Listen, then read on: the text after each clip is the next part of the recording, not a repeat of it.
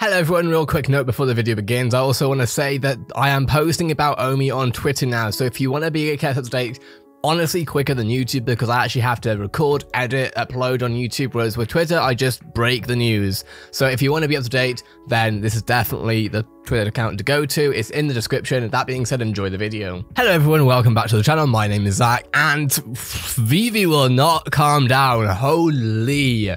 New updates, new announcements. We're going to look at all of it right now. I feel like the last time I was making a video was literally 12 hours ago when it was 4:30 a.m. If you want to watch the last video, you'll know what I'm talking about. That said, right now the price of Omi is 0.004. We're on a low we're on a down of 3.75%. We're on a low of 0.00389 and a high of 0.004275. Now, before we look at the Marvel stuff that has been teased and essentially at this point confirmed as far as I'm concerned, I want to quickly ask if you would like to subscribe and like this video. It really helps out a lot. I cover a lot of stuff, pretty much everything right now. I cover Omi and Ecomi and VeVe. So if you're interested in Omi, if you're investing, if you're just interested, if you're looking at it, whatever it might be, feel free with this channel because this is the place to be, or at least I'm trying to make it the place to be. Having said that, VeVe posted very recently. When I say very recently, I'm talking less than an hour ago, announcing the first NFT drop of Season 2 tomorrow. Any guesses? Now, did they really wait until the next day? Because what ended up happening, not only, I don't know, half an hour later, we saw that VeVe decided to retweet, not this one, here we go, Alex Ross's art video. So if we go to this actual video here, we can see, let's watch it real quick. Let's turn down the audio because I don't want to get copyrighted. Here we go. All right, what are we gonna see? Okay, here we go. Alex Ross. Now I have to say very clearly right now, I am a massive gaming fan. I am massively into different IPs, this, that, and the other, right? I am going to be learning a lot about Marvel and DC as someone who hasn't really kept up to date with the comics, etc. Oh, there's an actual, okay. Occupy the space. I thought it was just going to be music. Okay, here we go. Space that the mural's in would make the biggest impression on me, which would be life-size figures that you could stand next to and feel like you were amongst these real characters. And if I captured them in just the right way, then you would feel like you've really seen these fictional things come to life, which is hard to do in today's day where you have real people playing the characters often. But my versions of the characters are often purely of comic book roots, and then there's my distillation of that influence in the way that I represent them. So far, I have this is so crazy. 35 characters total in the painting. So 35 characters total. Let's be very clear and let's have a look at this real quick. So I don't know all of these characters, honestly. I'm sure some of you will though, and this must be incredibly special for you. This is crazy though.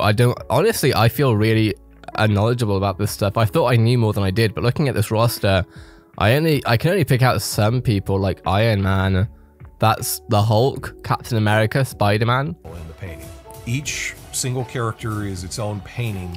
Am I gonna have to watch some Marvel films now? So that we can combine them together in a final layout where they're all standing next to one another, but each individual piece could be used in other ways. They could be corner box art, they could be posters unto themselves, they could be applied. So keep in mind that what he's speaking about right now is how can these illustrations essentially be brought to life, which VeVe NFTs, AR collectibles, I wonder what he's talking about. Wherever, or make different pairings. I've always wanted to do full body portraits of Marvel's characters in much the same way I got a chance to with DC. And I always like to put a little bit of spin on it where it could be uniquely different so that the two companies are not identical. So the manner of how I'm painting the figures has maybe shown some evolution. There's some charismatic lighting I've put on the figures here that is trying to separate out the way that this stands apart, and a certain mood and respect to them that I'm hoping will come across with all the portraits. So I'm not a fan of the copyrighted music, as you can imagine, but apart from that, sorry, that does stand out to me because I know that I'm not going to be able to monetize this later on, but that's absolutely fine, honestly. For one video, I don't mind. That being said, this honestly is incredible. Now, already some people I noticed have posted about the fact that this was obviously, here we are, I totally called the Marvel license. Why did VeVe retweet this video? Are you working with them, and why, and are you minting NFTs now?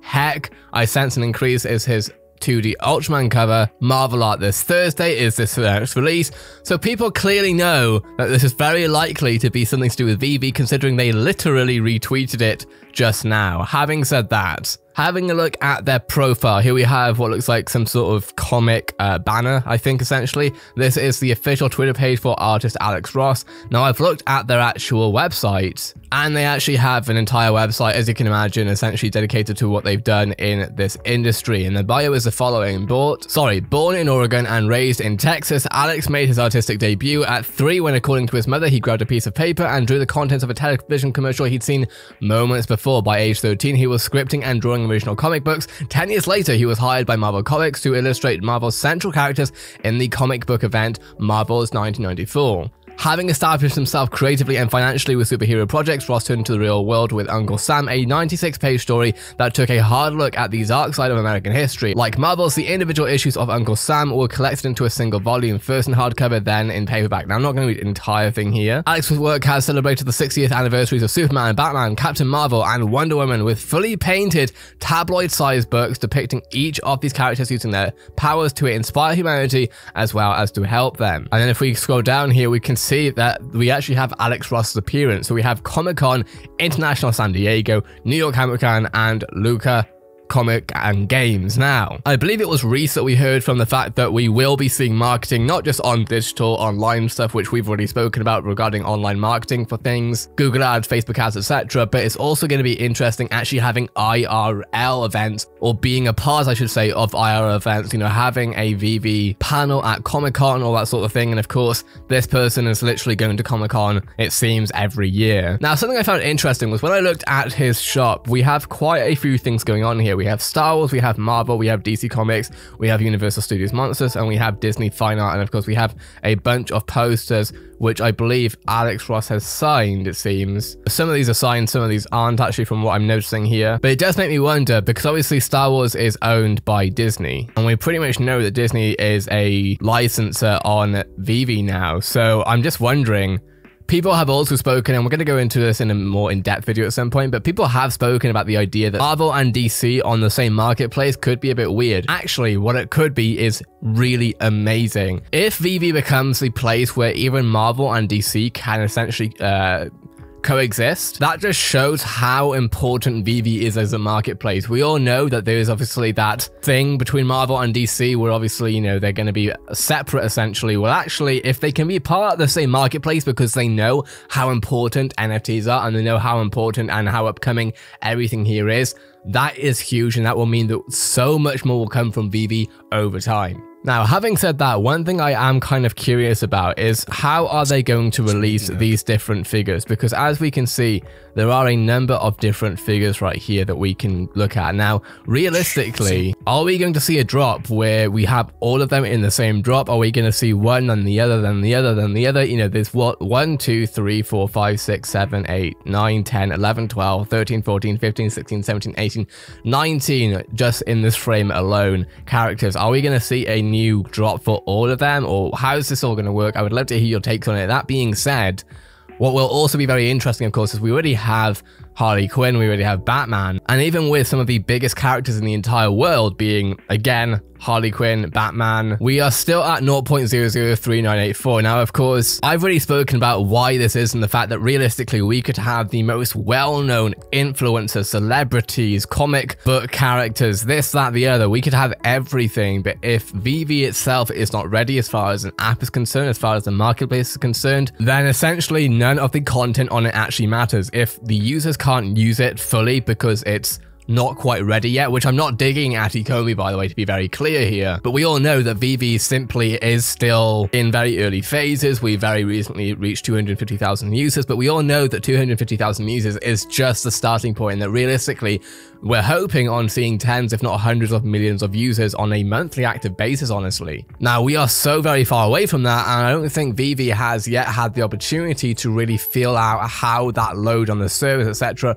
would really work. Now, it could be fine, but from what I understand, based on what other smarter people than myself in sort of tech and stuff have told me, VeVe isn't ready for that, and that's okay because they haven't marketed anything. It would be worse if they put a bunch of money into influencer marketing. They paid millions of dollars to different streamers, YouTubers, Instagram influencers, TV shows, etc., etc., and didn't have the product ready, and therefore then essentially it has a horrible launch. Because say they did put all that money into marketing and say they did stoke the interest of 10 million plus people, right? Well, what happens if people try and buy stuff on there and the app just shuts down because it can't take the load? Now, I'm not saying that would happen, also not saying that wouldn't happen, because we don't know. We do know is that if that did happen, it would severely, horribly, probably ruin people's short-term, at least, understandings of and satisfaction of VeVe. And of course, this is already what we've seen to a certain extent. Of course, this wasn't necessarily due to tens of millions of people being on board. This was another type of correction, but realistically, if we can avoid those sorts of situations, then that's perfect. And I think that is what VeVe is going to do. That being said, what I'm trying to get at here essentially is that once this drop is announced, even once it releases, I don't expect to see this go up by, say, 0.003 cents or something like that. i.e., I don't expect this to go up to like 0.8 cents or something like that through this. What we need to see, in my opinion, is obviously we have a number of things we need to see. We need to be on more exchanges, etc. But essentially the most important thing is, or one of the most important things, is that Ecomi feels comfortable with sending that many users onto the VeVe app, knowing that it's actually going to perform and that it's going to work well for everyone. That being said, I'd love to hear your take on this. I'm really excited to see because like this, of course, is a teaser essentially, but what happens when they actually announce this? Like, what happens when they actually put on the Twitter account, or even better, on the Medium blog post and then retweet it? What happens when they actually say, this is our next drop? I don't know. I'm very excited for it. I'd love to hear your thoughts. Also, a huge thank you for all the support recently. I was not expecting this number. I'm new to this. I am baffled. So thank you very much for all the kind words so far. Honestly, I don't think I've had a single hate comment. It's going to happen at some point. People have been hating a little bit on Ecomi. That's your own prerogative. But yeah, anyway, I really do appreciate it. When I say people have been hating on Ecomi, one comment I've noticed essentially, and that person comments on every Ecomi video from what I've noticed. So anyway, have a great day, everyone. I'll see you in the next video.